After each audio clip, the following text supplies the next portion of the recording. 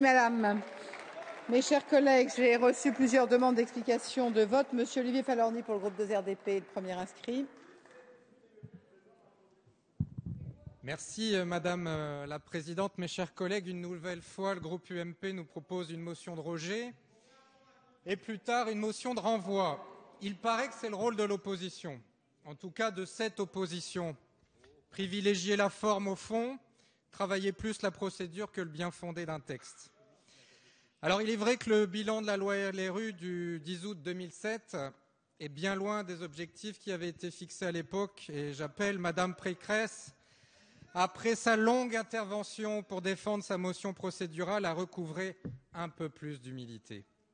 En effet, la réforme pour l'autonomie des universités devait, si on l'écoutait, profondément bouleverser les modes de gouvernance, de pilotage budgétaire et financier, ouvrir l'université sur le monde professionnel et économique, apprécier et évaluer les enseignants-chercheurs et, au travers d'un plan campus, moderniser les infrastructures universitaires.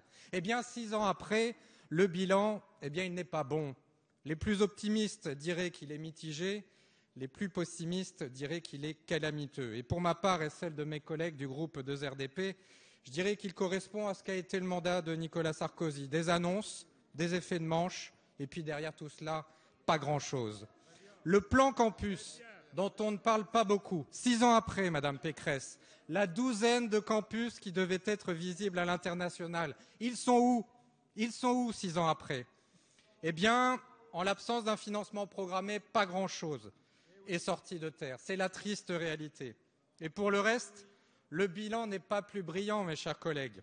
D'ailleurs, je renvoie à l'excellent rapport sénatorial de Mme Gillot et de M. Dupont du 26 mars 2013 qui tire les conclusions suivantes sur la loi LRU. Creusement des inégalités entre filières, ouverture insuffisante des universités sur le monde professionnel, la circulaire Guéant, la fameuse circulaire Guéant, qui a planté l'attractivité universitaire de notre pays en mélangeant poursuite d'études et immigration.